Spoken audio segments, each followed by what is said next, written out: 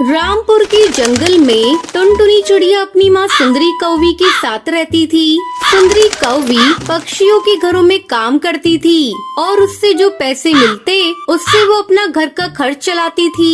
राखी का त्योहार आने पर वो राखी बनाकर बेचा करती थी, जिससे उससे कुछ ऊपरी कमाई हो जाती थी। माँ, तुम्हारी तबीयत ठीक नहीं है, फिर भी तुम राखियाँ बना रही हो।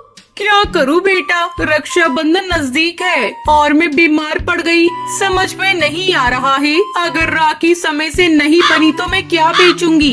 तुम दवा खाकर आराम करो माँ, मैं राखियाँ बनाती हूँ। तू क्या क्या करेगी बेटा, तेरे ऊपर तो मैं बोझ बन गई हूँ। ऊपर से तेरी परीक्षा भी करीब है, तू ठीक से पढ़ भी नहीं पाती।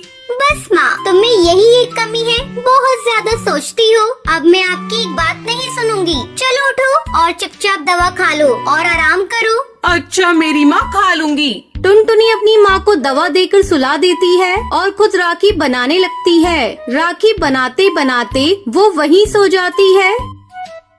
अगले दिन सुबह वो सभी राखियों को लेकर बाजार में बेचने के लिए जाती है। राखी आ गई, राखी, रंग बिरंगी राखी। बहन, ये राखी लो, तुम्हारे भाई की कलाई पर बहुत जचेगी। दीदी, मुझे वो वाली राखी दिखाना, वो तो बहुत सुंदर है। ऐसी राखियाँ तो मैंने बड़ी बड़ी दुकानों में भी नहीं देखी। शाम तक टुनटुनी सारी राखियाँ बेच देती है।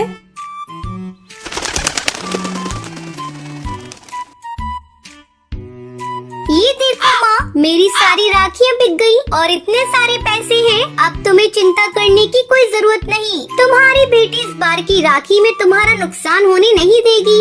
अच्छा, तू बातें बनाना बंद कर और जाकर कुछ खा ले। अपनी सेहत का भी ध्यान रख।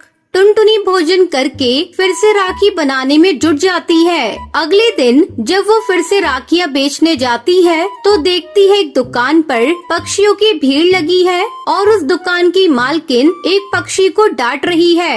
तुम्हें मैंने राखियों का ऑर्डर दिया था, अब तुम कहती हो कि राखी तैयार नहीं है। 2 दिन बाद रक्षाबंधन है, बताओ मैं अपनी दुकान पर क्या बेचूं?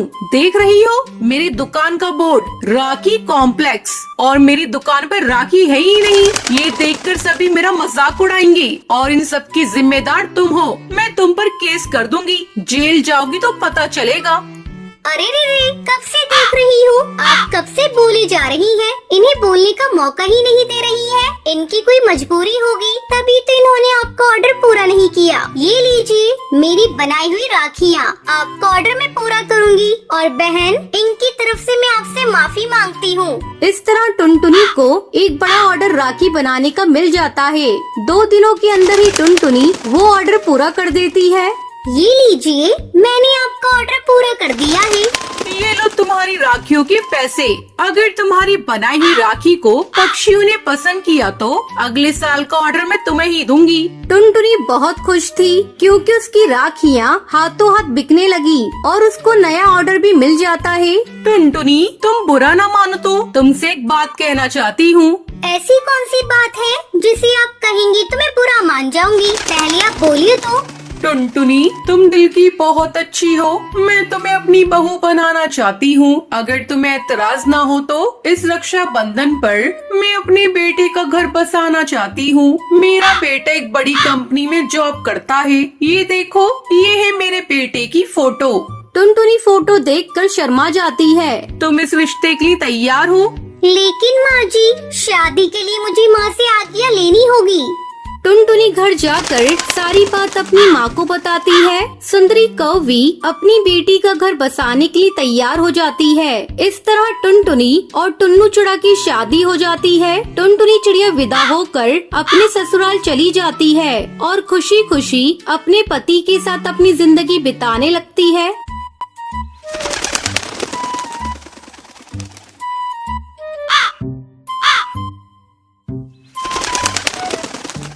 सुंदरवन के जंगल में टूनी चिड़िया अपनी बहू टुनटुनी चिड़िया के साथ रहती थी। टुनटुनी चिड़िया का पति बंटी कबूतर शहर के जंगल में काम करता था। टूनी चिड़िया के घर से कुछ ही दूरी पर कालू कौवे का अंगूर का बगीचा था। बगीचे में बहुत सारे अंगूर पक चुके थे। अंगूर की मीठी मीठी खुशबू से सारे पक्षियों के मुंह में पानी आ जाता था। एक दिन दोनों सास बहू अपने घोंसले के बाहर बैठी ठंडी ठंडी हवा का आनंद ले रही थी। तभी अंगूर की मीठी खुशबू आती है।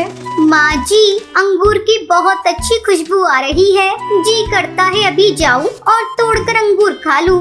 हाँ बहू, मन तो मेरा भी अंगूर खाने को कर रहा है, पर तू देख रही है ना कालू कौवा किस तरह अपने बगीचे की रखवाली कर रहा है। अगर हम अभी अंगूर तोड़ने गए तो पकड़े जाएंगे। रात होने का इंतजार करते हैं, जब कालू कौवा सो जाएगा तो हम लोग अंगूर चुरा लेंगे। लेकिन माँ जी, मेरा मन तो अभी अंगूर खाने का हो रहा है। आप ऐसा करिए, कालू कौवे को किसी बहाने से यहाँ बुला लीजिए और अपनी बातों में उलझाए रखिएगा। तब तक मैं कुछ अंगूर चुरा लूंगी, फिर दोनों आधा आधा बांट कर खा लेंगे। लेकिन बहू, अंगूर चुराते हुए तू पकड़ी गई तो हमारी बहुत बदनामी होगी। आप बेकार में डर रही हैं माँ जी, ऐसा कुछ नहीं होगा। मैं यहाँ से जाऊंगी और आप कालू कौवे को बुलाकर अपनी बातों में उलझाए रखिएगा। तब तक उससे बातें करिएगा जब तक मैं वापस ना आ जाऊँ। टूनी चिड़िया टुनटुनी की बात मान लेती है। टुनटुनी के जाते ही टूनी चिड़िया झूठ मूठ कर चिल्लाने लगती है। अरे अरे अरे, ओ कालू भैया, जल्दी यहाँ आओ। मेरे घोंसले में एक सांप घुस आया है, जरा उसे निकाल दो।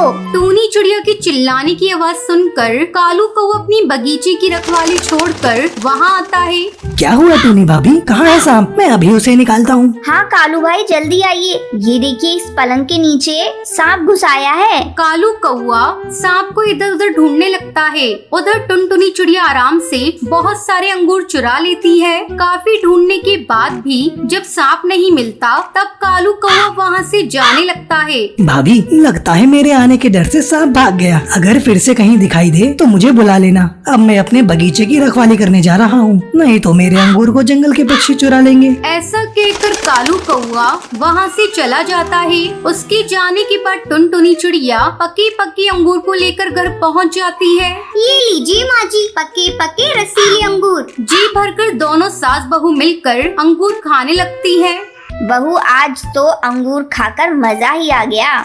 इस तरह दिन गुजरने लगते हैं। टुनटुनी चिड़िया रोज अंगूर चुरा कर लाती और दोनों सास बहू मिलकर मजे से खाती।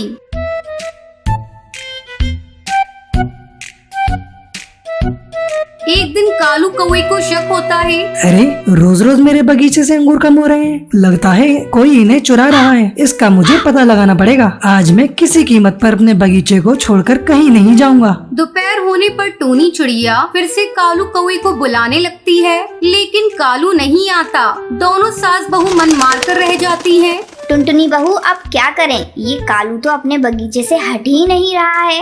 कोई बात नहीं माँ जी, दिन में ना सही हम लोग रात में अंगूर की चोरी करेंगे, क्योंकि उस समय कालू कौवा सो जाएगा। ऐसा सोचकर दोनों रात में चोरी करने का प्लान बनाती हैं। उधर कालू कौवा अपने अंगूर के बगीचे में जाल बिछा देता है। रात में वो दोनों अंगूर चुराने के लिए जाती हैं और जल्दी जल्दी अंगूर को चुराने लगती हैं। वो दोनों बगीचे में बिछाए हुए जाल में फंस जाती हैं। माँ जी, ये क्या हुआ? हम लोग तो जाल में फंस गए। अब सवेरे ही सब पक्षियों को पता चल जाएगा कि हम लोगों ने ही अंगूर चुराए थे। तभी कालू कौवा वहाँ आ जाता है और कालू कौवा जोर जोर से चोर चोर चिल्लाने लगता है।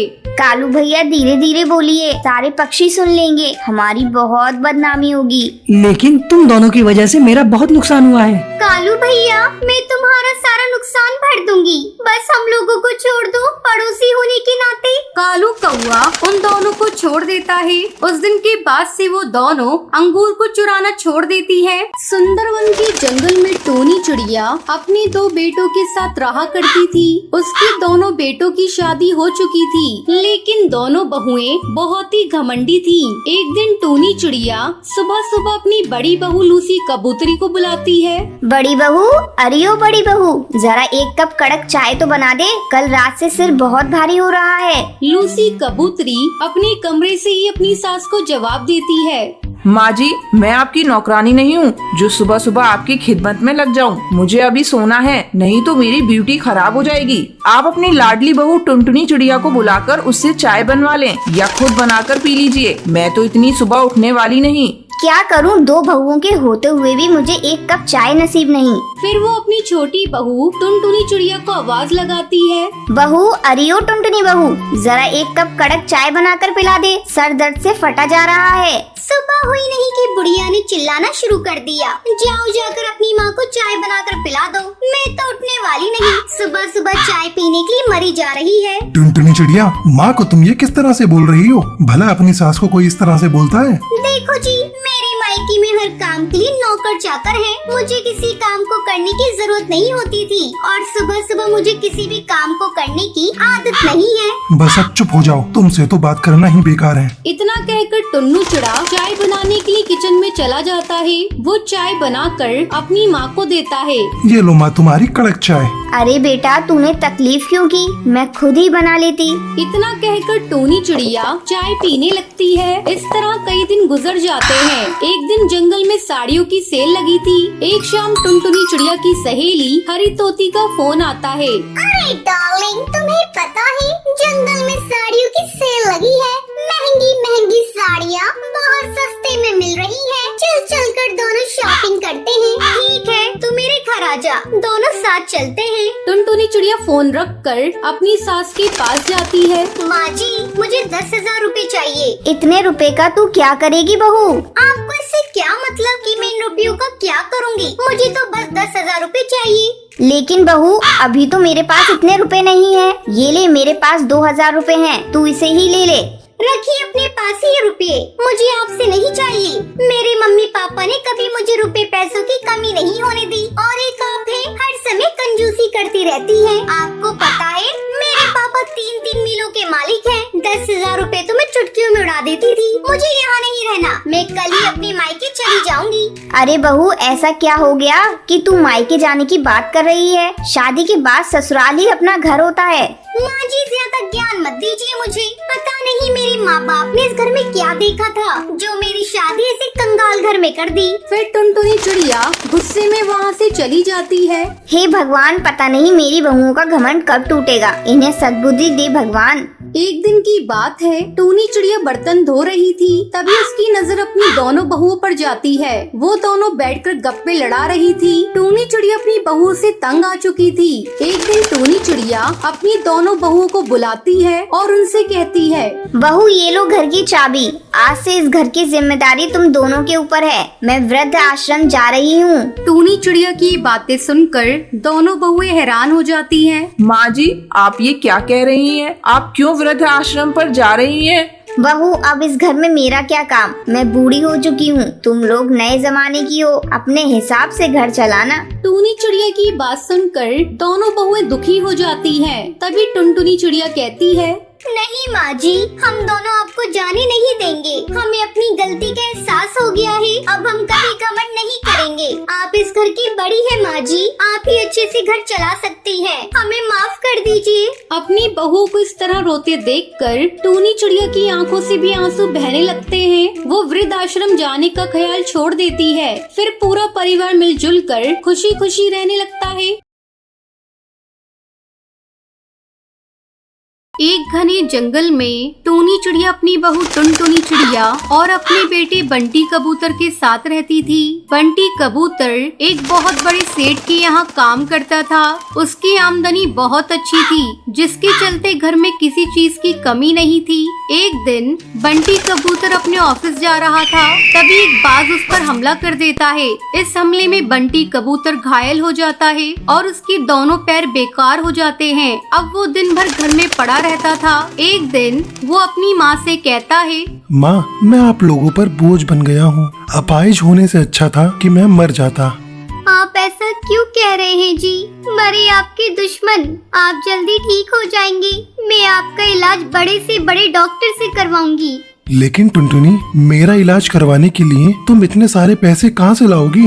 आप पैसों की चिंता मत करिए जी, मैं कैसे भी करके पैसे जुटा लूंगी। चलिए दवा खाकर आप आराम कीजिए। दवा खाकर बंटी कबूतर आराम करने लगता है। इस तरह कुछ दिन गुजर जाते हैं, लेकिन बंटी कबूतर की हालत में कोई सुधार नहीं होता। तब एक दिन टुनटुनी अपनी सास से कहती है, माँ जी, ऐसा कब तक चलेगा? मुझसे बंटी की हालत देखी नहीं जाती।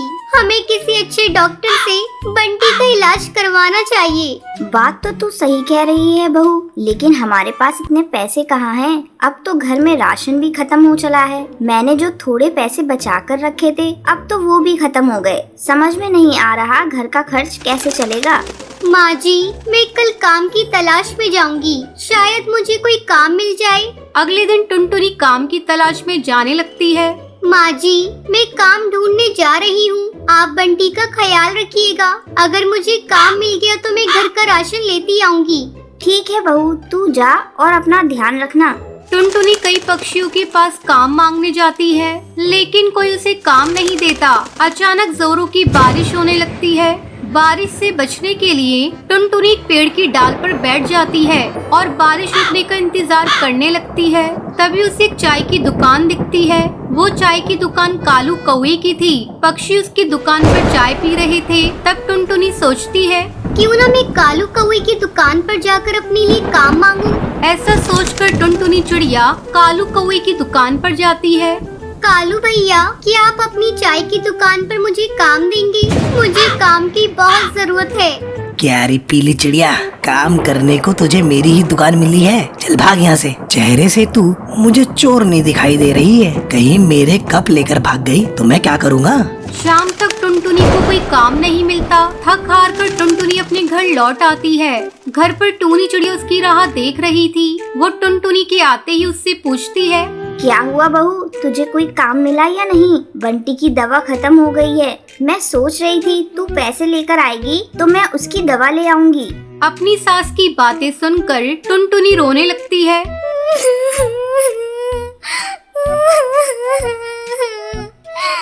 माँ जी, अब क्या होगा? कोई मुझे काम नहीं देता, सब मुझे चोर समझते हैं। मैं हार गई माँ जी, मैं हार गई। टुनटुनी, तुझे किसने चोर कहा? मुझे बता, मैं अभी उसकी खबर लेती हूँ। माँ जी, दूसरों को दोष देकर क्या होगा जब मेरी ही किस्मत फूटी है। टूनी चिड़िया के बहुत जोर देने पर टुनटुनी चिड़िया उसे कालू कौवे के बारे में बताती है। टुनटुनी बहू, जब कुछ गलत होता है तो कुछ अच्छा भी होता है। मेरे दिमाग में एक आइडिया आया है, क्यों ना तू भी एक चाय की दुकान खोल ले। तेरे हाथ की बनी हुई चाय बहुत ही स्वादिष्ट होती है। अरे वाह माँ जी, आपने तो बहुत अच्छा आइडिया दिया है। ये आइडिया मेरे दिमाग में क्यों नहीं आया? मैं कल से अपनी चाय की दुकान खोल देती हूँ। इसमें लागत भी बहुत कम आएगी और मुनाफा अच्छा खासा हो जाएगा। फिर हम लोग बंटी का अच्छे से अच्छा इलाज करवा सकते हैं। अगले ही दिन टुनटुनी चिड़िया अपने घर के सामने चाय की दुकान खोल देती है। धीरे धीरे उसकी दुकान पर पक्षी चाय पीने के लिए आने लगते हैं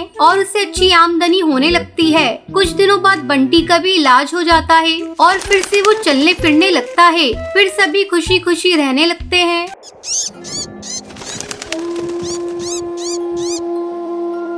सुंदरवन जंगल में टूनी अपनी सौतेली माँ सुंदरी कौवी के साथ रहती थी। टूनी की माँ की मौत टूनी को जन्म देते समय हो गई थी। तब टूनी के पिता ने उसकी देखभाल करने के लिए सुंदरी कौवी से दूसरी शादी कर ली थी। एक दिन, सुंदरी, मैं काम पर जा रहा हूँ, तुम टूनी की देखभाल करना। ये भी कोई कहने की बात है जी? मैंने आज तक आपको कोई शिकायत का मौका दिया है जो अब दूंगी? आप निश्चिंत होकर जाइए, मैं टूनी की देखभाल बहुत अच्छे से करूँगी। उस समय तक टूनी 2 साल की हो चुकी थी। टूनी के पिता के काम पर जाने के बाद सुंदरी फोन करके अपने आशिक को बुलाती है।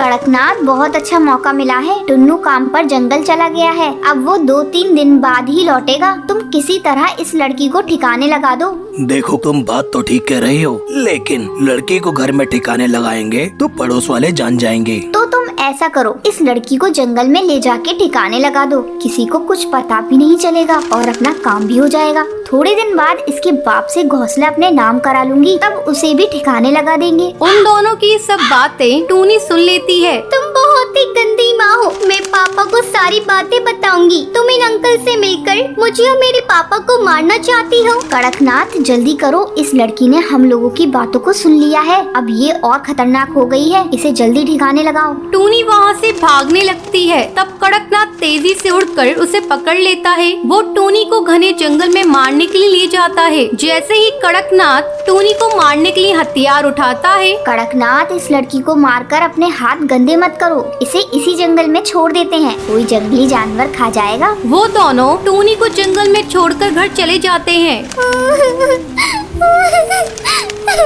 पापा देखो, माँ ने मुझे जंगल में छोड़ दिया। मुझे यहाँ बहुत डर लग रहा है, मुझे जल्दी घर ले चलो। तभी वहाँ एक बूढ़ा बाज आता है। वो जब टूनी को रोते हुए देखता है तो उससे पूछता है, बेटा, इस घने जंगल में तुम क्या कर रही हो? किसने तुम्हें यहाँ छोड़ दिया?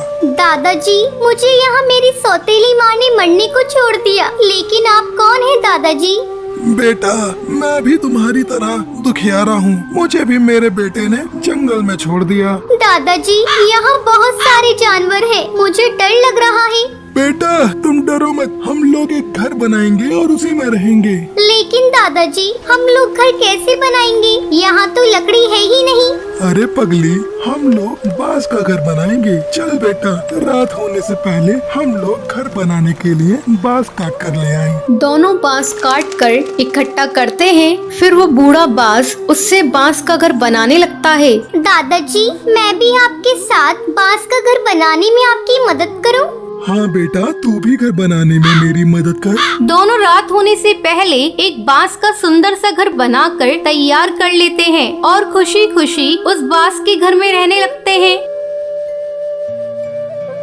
ऐसे ही 3 दिन गुजर जाते हैं। जब टुन्नू घर वापस आता है तो अपनी बेटी को खोजता है। अजी, वो तो आपके जाने के बाद से ही पड़ोसी के साथ भाग गई। मैंने तो आपसे कहा था ना, इसके बहुत पर निकल आए हैं, लेकिन आपने मेरी एक नहीं सुनी। टुन्नू को सुंदरी की बातों पर विश्वास नहीं था और वो जंगल की ओर अपनी बेटी को ढूंढने निकल जाता है। क्या टुन्नू अपनी बेटी को खोज पाएगा? ये सुंदरी टुन्नू को मारने में कामयाब हो जाएगी? अगले भाग का इंतजार करें।